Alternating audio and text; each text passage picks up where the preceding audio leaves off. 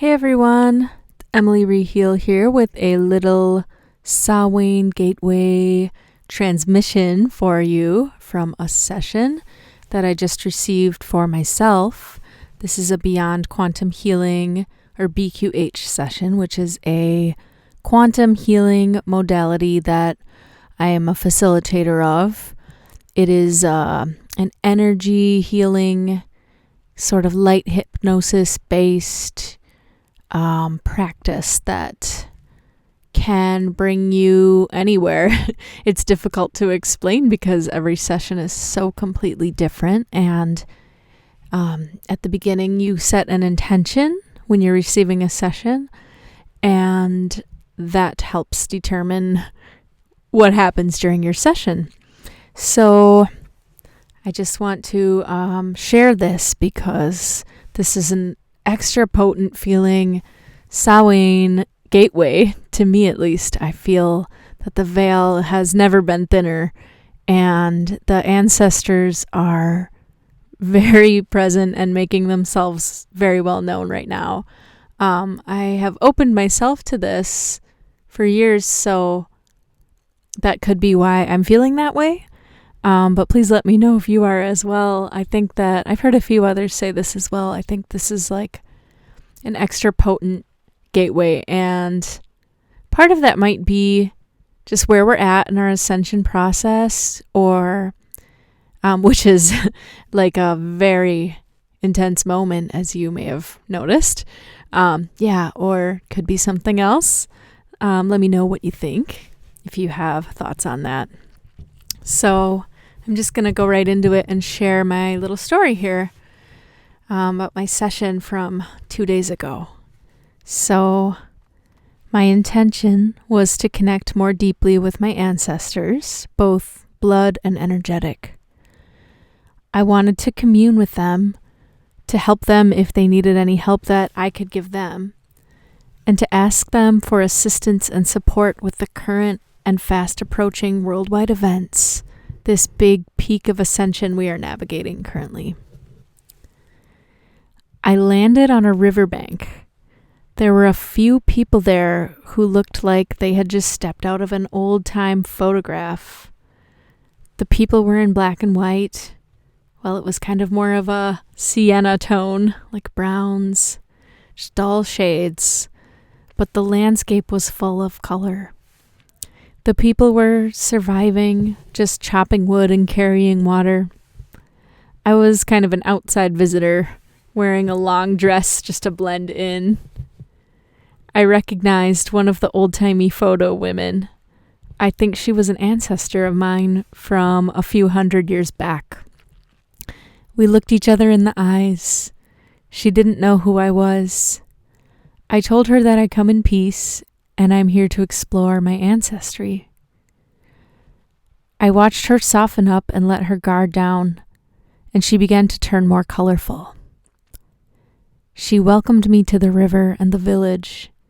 She guided me back through the trees, passing some of the people working. They seemed to work very hard, but were happily living in peace. There were no cars or signs of industrialization. These people seemed content, living in their little bubble.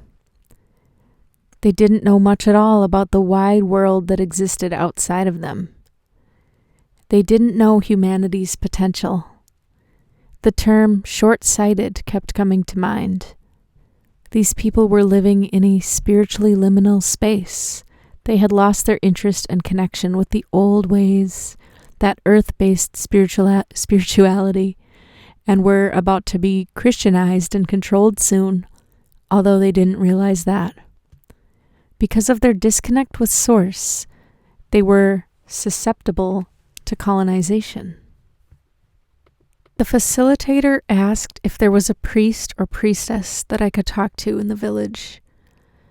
I asked the woman in the photo, or from the photo rather. She told me that there was a weird old woman I could go see who lived alone in a hut on the edge of the village. The village people didn't really respect this old woman. They thought she was a little bit nuts. She still practiced the old ways and she was trying to warn the people about something that was to come. I walked to the old woman's hut, and she was standing in her doorway waiting for me. She was very wrinkled and smiley, with the sun shining down on her face. She had a very Baba Yaga feel, if you're familiar with the old witch from the Russian and Slavic fairy tale Baba Yaga. And this was in a Slavic land as well. This was where I was on this river was in the old Yugoslavia. So this woman, she waved me in. She was by far the happiest person in her village. She didn't care that they all thought she was crazy. She said, "I've been trying to warn them," as I walked into her house and sat down. I told her where I came from and what is currently happening in our world. She seemed unfazed, as if she knew or had already seen visions from our current world in her world's distant future. The Baba wasn't worried about her village people, even though she knew something was coming that wouldn't be pleasant for them. She knew that they would learn from what would happen to them, and although many wouldn't survive, all was well, and the lineage would carry on. She said, time is like a river, and every soul in this place will have different journeys, but we have to let them have their journey and their timeline.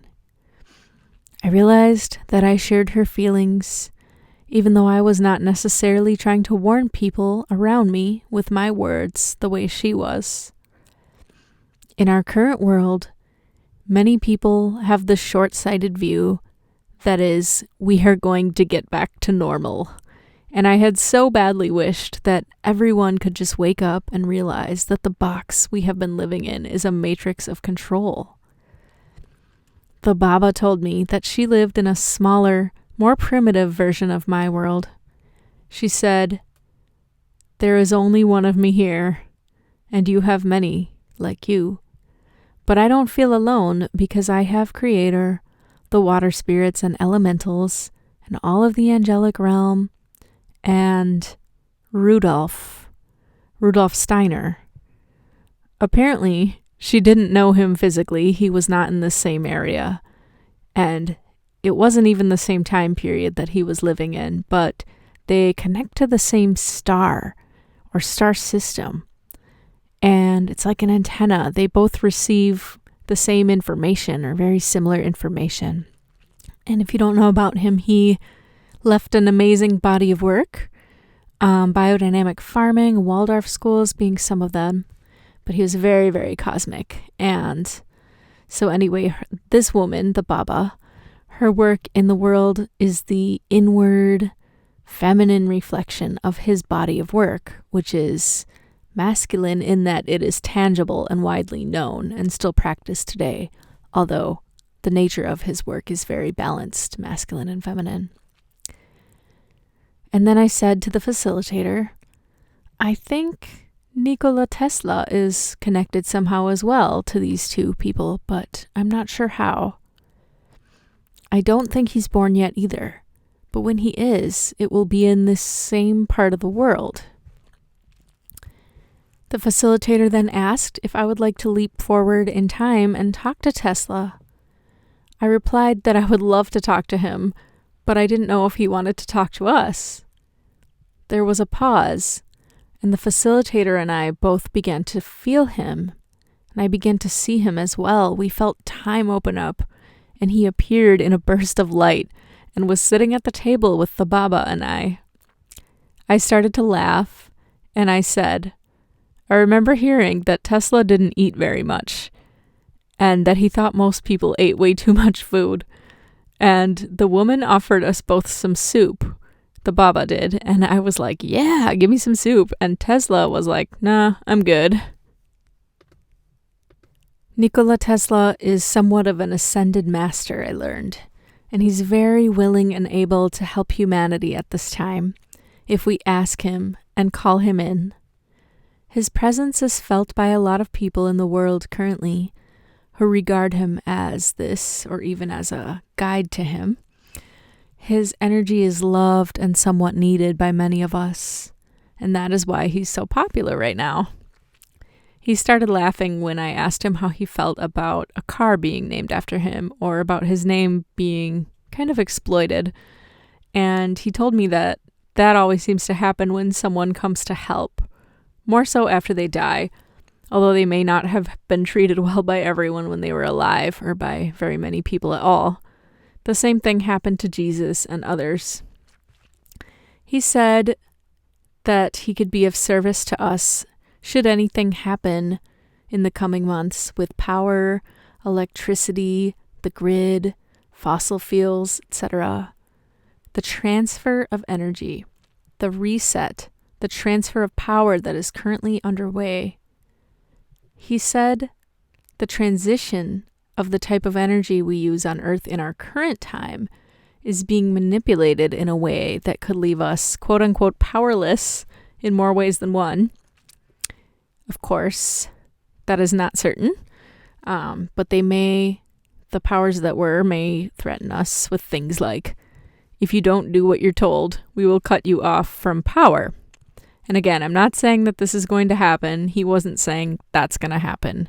It's just that it is a possibility. There are many, many possibilities, and, most of them won't come to pass. It depends on the timeline that we collectively choose and individually. So remember that. Keep that in mind. But he was very reassuring about, just don't worry. Don't be in fear about the insecurity or instability of the fuels and resources and power structures on your planet at this time. So it was a very loving and reassuring message. Tesla said that we could call him at those moments, any moment where we're feeling fear about those things or insecurity with those things. And if we call on him, he will bring through the light of source. Anything to do with power and technology. He has a connection to Atlantis as well, and there is a common thread between the time Atlantis fell and the time we are in now, although these two eras were also drastically different. He reminded me that the Dark Ones cannot do anything to us without our permission, so if we consent to them, we are giving up our power, and our fear gives them consent as well, and invites them to interact, so we need to be careful to stay out of fear, as always. Entire countries and cultures seem to be doing that right now, consenting with their fear. But luckily, more than half of the world is not consenting. There are so many we don't hear about. Tribes, people of remote islands, lands that don't use much technology. They often don't get counted in statistics. So the matrix that we are witnessing the crumbling of has been powered by fear for thousands of years, he reminded me. Nikola then gave me a torch, a tool for holding the light for humanity. It was not as if he was passing me a torch to say, continue his work. Not like that. It was more of a totem or a reminder to hold the light for humanity when they become shocked by what is unfolding and are paralyzed by fear. He also told me to keep connecting to the sun, even in the dark of winter, and to not believe the lies we are told about the sun. There was a quiet moment, and then I said, I think the three of us are closing our little tea party, and I hugged Nikola goodbye, even though I knew he would still be with me whenever I called him. But before he left, I wanted to know if we were related by blood at all, since our people had probably come from the same region of old Yugoslavia. I said, we are not, at least not closely, but we do have common ancestors quite a ways back. They spoke the same language and lived on the same lands, and we share the same volkgeist, which is a Steiner word. A volkgeist being a light being that overlights a tribe or clan or ethnic group of people. It is German for people ghost. I was then shown the energetic fault lines, below the surface of this land, the former Yugoslavia. These lines are part of what caused all the conflict in that area. As I watched them, they morphed into a geometric pattern, and I was shown how this sacred geometry that once was here was destroyed. This happened all over the world. I saw how this geometry had influenced Tesla as well. I had done some grid work in that area when I visited there last time, a few years ago. The facilitator asked a question about this, if I could help heal the land, and I was told that Tesla, my great-grandparents and their ancestors, and the stone people who come from underneath Lake Michigan, where I currently live, were some of my main grid work guides. In addition, the Baba woman would help me. One of the wars there in Yugoslavia was the reason that one of my great-grandfathers immigrated to the U.S. There is a frequency that has existed in me from this bloodline up until now, and that is the frequency that makes me want to run away or escape from situations and places, which was much more prevalent a few years ago, but now has seemed to settle in me from maybe doing some of this work. Although this great-grandfather of mine who left was making a statement as a conscientious objector, which did, do some good, that frequency still lived on in our bloodline until now. And this is why I feel so strongly that I need to stay where I am at this moment, no matter how the ascension and the breaking down of the old matrix physically manifests in my current location. I am breaking an old ancestral pattern and holding the light for this land, where I currently reside. I was then shown the Baba woman again, and she was offering me 2 plants, both being medicinal herbs that I use frequently, wood betony and St. John's wort, or St. John's wort, which is another name for it, and I've actually recently started calling it St. John's wort, after Joan of Arc came through in 2 sessions that I facilitated for other people in the last couple weeks. She's a light warrior, a goddess, ascended master who is very willing to help us at this time, and her energy is still very present on this planet. I will be sharing more about this soon in another transmission about Joan of Arc. The Baba offered me these 2 herbs to work with at this time because they are both native plants in Yugoslavia, which today is known as the Balkans. By the way, I had a very profound and intimate journey with these 2 plants, starting here in the US when I was first diving into herbalism years ago. Finding them both growing together in the wild in Croatia, in the very area that my great-grandmother had come from, was a potent healing moment that seemed to seal an old open wound.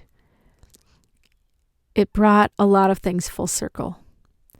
St. John's wort is relevant because it blooms right around the summer solstice each year and carries the energy of the sun into winter. It is so helpful for people who feel depressed in the winter due to lack of sun, and it also is an antiviral and an amazing nerve healer, among other things. But energetically, it is so solar.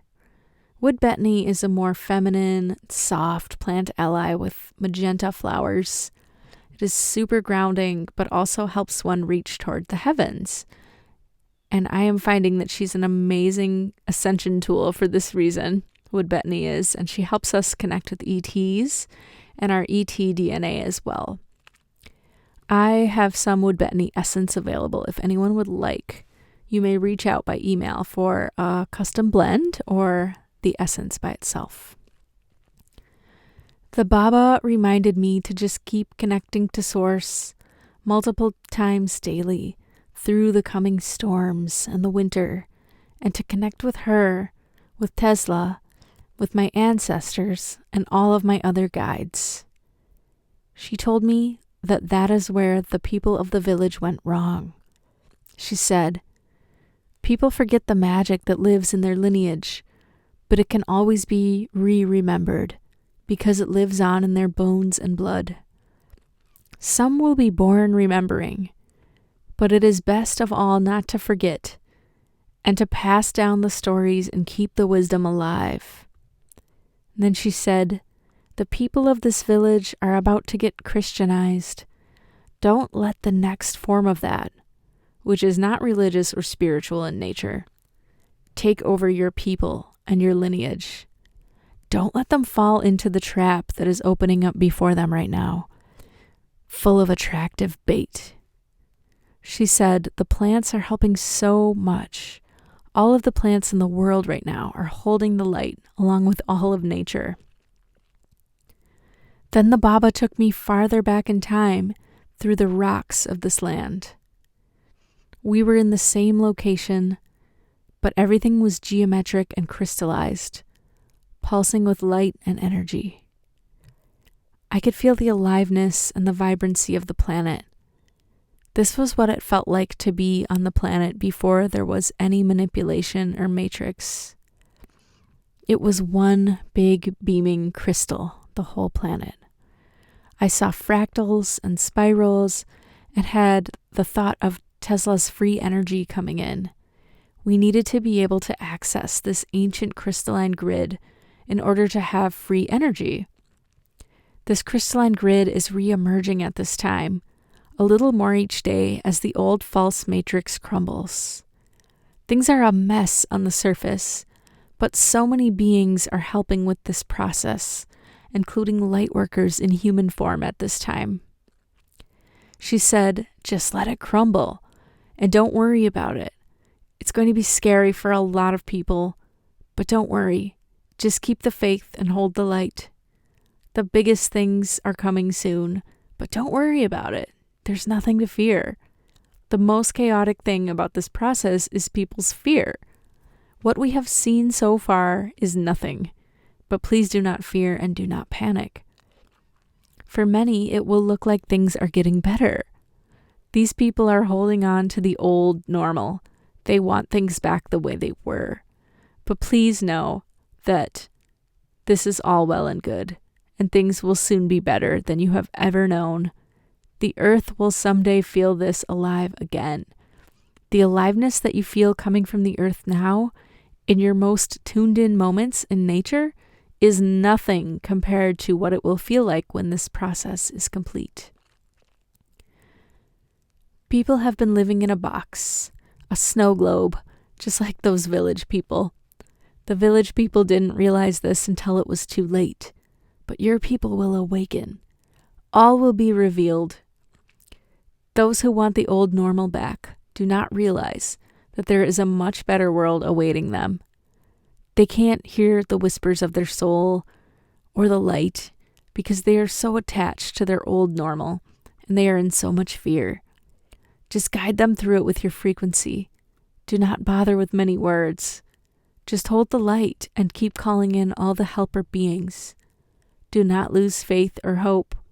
All is well. In the next part of the session, I connected deeply with another specific ancestor that I had never met in the flesh, but had connected with before in the past. She told me that I could learn the untold stories of her and my other ancestors through rocks, holding them, laying on them, being amongst them. Rocks are record keepers. They have a lot of stories to tell.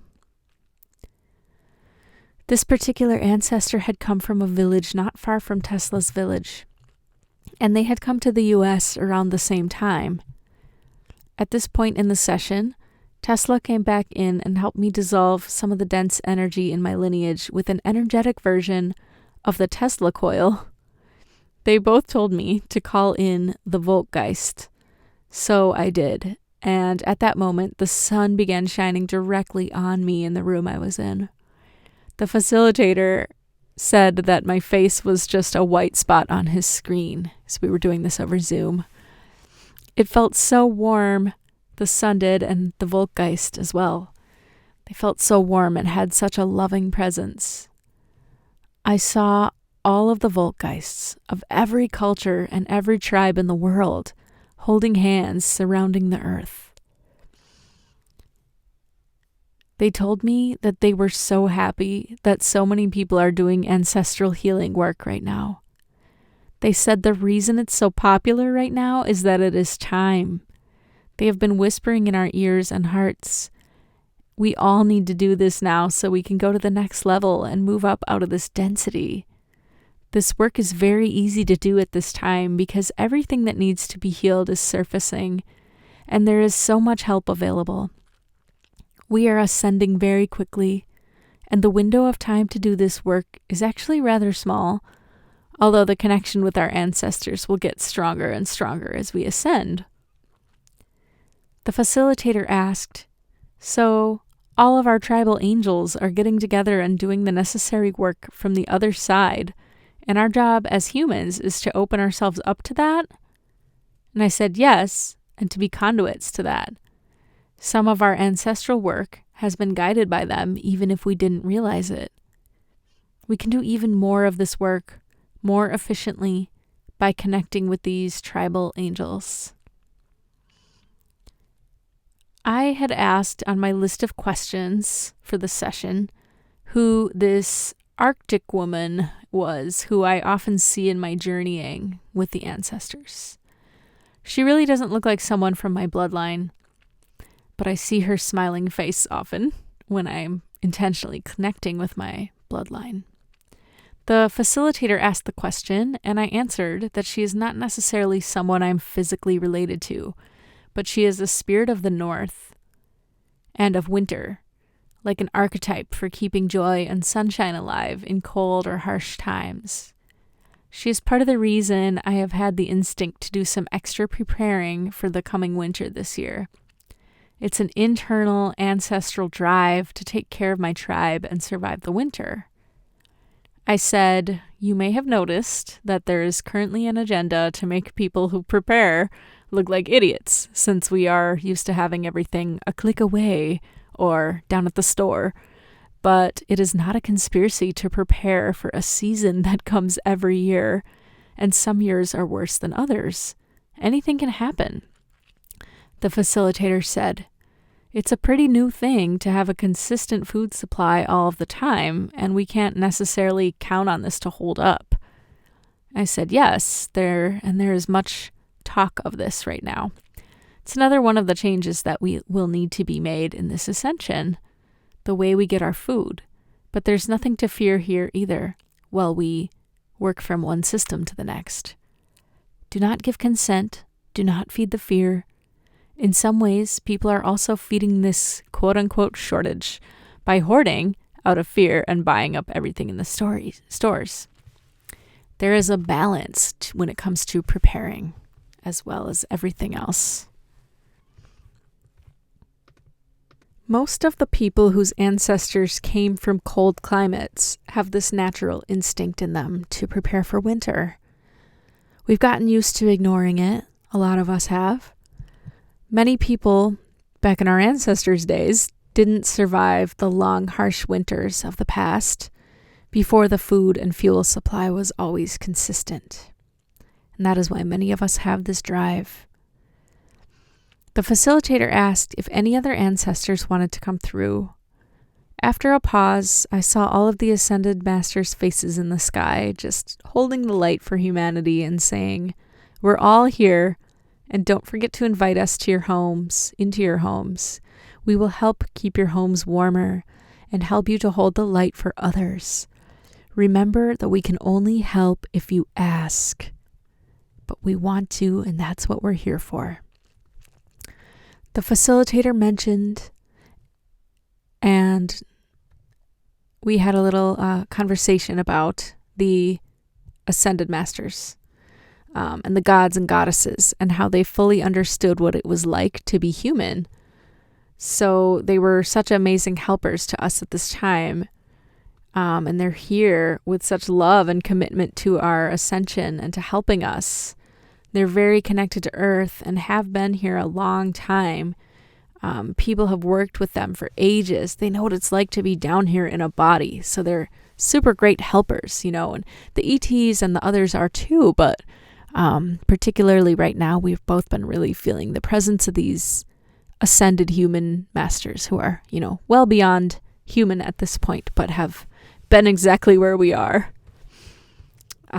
So seeing them all instilled a feeling of excitement in me about the intense phase of ascension that we're entering into. Although it will be just that, intense, and we may all experience losses and transformations, it's going to be fun. Many of us were literally made for these times. Many of us came here just for this. And we have everything within us that is needed to get through this phase with grace and to help guide others through it as well. It's going to be our biggest adventure yet on this planet, and it's already well underway. And then I saw the Slavic goddess Lada and knew she was a guide for me as well. Although she's mostly associated with springtime and fertility, she's a light warrior as well. I started cracking up when I remembered that she also had a car named after her, just like Tesla. A very different car, though, an old Soviet car. Although neither of them really had anything to do with the creation of these cars. It's kind of made me laugh. I saw them both just kind of shaking their heads, but with a sense of humor and smiles on their faces. And as we began the process of closing our session, I saw all of these light beings we had visited with coming together, just wrapping me in their love, wrapping the planet in their love, wrapping humanity in their love. Dolores Cannon popped in for a second. She's the main ancestor of this work that we do in our quantum healing practice. And yeah, that is all for this transmission in this little story. I hope you're having a blessed and magical Samhain Gateway, or whenever you're receiving this message, and I hope it is a helpful message for you. Please know that you can commune with your ancestors any time of year. It doesn't have to be the Samhain Gateway. They're always around. It's just that the veil is extra thin at this time, but you can call them in anytime and they will be right there. They love to be asked to help and to just commune with you, to say hi. So yeah, thank you for being here at this time, for coming here at this time, and for holding the light at this time for humanity and the planet and all the other light workers. And if you're interested in a session like this one, links are below to learn more about this work. All right, thank you again. Have a blessed Samhain, or whenever you're listening to this, have a blessed time, and blessed be.